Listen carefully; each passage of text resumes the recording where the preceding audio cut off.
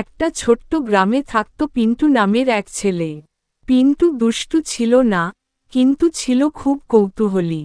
সে সব সময় রহস্যময় জিনিস নিয়ে ভাবত, পুরনো বাড়ি, ছায়া, রাতের শব্দ, সবকিছুতেই তার ভয় আর কৌতূহল একসাথে কাজ করত। গ্রামের এক কোণে ছিল একটি পুরনো, পরিত্যক্ত বাড়ি। সবাই বলত, ওটা নাকি অভিশপ্ত। সন্ধ্যার পর কেউ সেখানে যেত না। কিন্তু একদিন, বন্ধুদের চ্যালেঞ্জে পিন্টু ঠিক করল, সে সেই বাড়ির মধ্যে ঢুকে দেখবে আসলে ভয়ের কিছু আছে কিনা।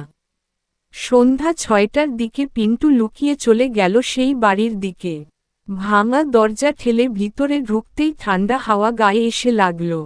চারদিক অন্ধকার, কেবল একটুখানি চাঁদের আলো জানালা দিয়ে পড়ছিল মেঝেতে। মেঝেতে ধুলোর মধ্যে হঠাৎ সে দেখতে পেল, তার নিজের ছায়া ছাড়াও আরেকটা শাড়ি পরা মেয়ে। কিন্তু চারপাশে আর কেউ নেই। পিন্টু থমকে দাঁড়াল। ছায়াটা থামল না, ধীরে ধীরে এগিয়ে এল তার দিকে। কে ও? পিন্টু কাঁপা কণ্ঠে জিজ্ঞেস করল। কোনো উত্তর এল না। তবে শাড়ি পরা মেয়েটা মেঝের ধুলোর মধ্যে লিখল, আমি তোর কোন ক্ষতি করব না, আমি তোর নতুন বন্ধু। পিন্টুর মুখ ফ্যাকাশে হয়ে গেল। সে পিছু হটতে লাগল, কিন্তু শাড়ি পরা মেয়েটা আরও কাছে এল। তারপর আবার লিখল, আমার সাথে খেলবি? পিন্টু দৌড়ে দরজার দিকে গেল, কিন্তু দরজাটা নিজে থেকেই বন্ধ হয়ে গেল।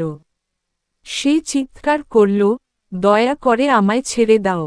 শাড়ি পরা মেয়েটা এবার চেয়ারে উঠে বসে বলল, একবার খেলবি, তারপরে ছাড়। পিন্টু আর উপায় না দেখে মাথা নাড়ল। শাড়ি পরা মেয়েটা বলল, চোর পুলিশ খেলব। আমি চোর, তুই পুলিশ। যদি আমার ছায়া ধরতে পারিস, আমি চলে যাব। কিন্তু ধরতে না পারলে, তোর ছায়াটাকে নিয়ে যাব। পিন্টু কাঁপতে কাঁপতে খেলাটা শুরু করল। ছায়াটা কখনো মেঝেতে, কখনো দেয়ালে, কখনো সিলিং এ উঠতে লাগল। পিন্টু ছুটল, পড়ে গেল, আবার উঠল। একসময় সে এক চেয়ারে উঠে ছায়াটাকে স্পর্শ করতে পারল। একটা বিকট শব্দ হল, বুম। ঘরটা আলোয় ভরে উঠল। ছায়াটা হাওয়ার মতো মিলিয়ে গেল। দরজাটা খুলে গেল আপনাতেই। পিন্টু দৌড়ে বাড়ি ফিরে এল। মা জিজ্ঞেস করলেন, তুই কোথায় ছিলি? পিন্টু কিছু বলল না, শুধু দরজার দিকে তাকিয়ে রইল। পরদিন থেকে পিন্টুর ছায়াটা একটু অদ্ভুত হয়ে গেল। রোদে দাঁড়ালে ছায়াটা যেন হাসছে, আর মাঝে মাঝে মনে হয়, ছায়াটা তার দিকেই তাকিয়ে আছে।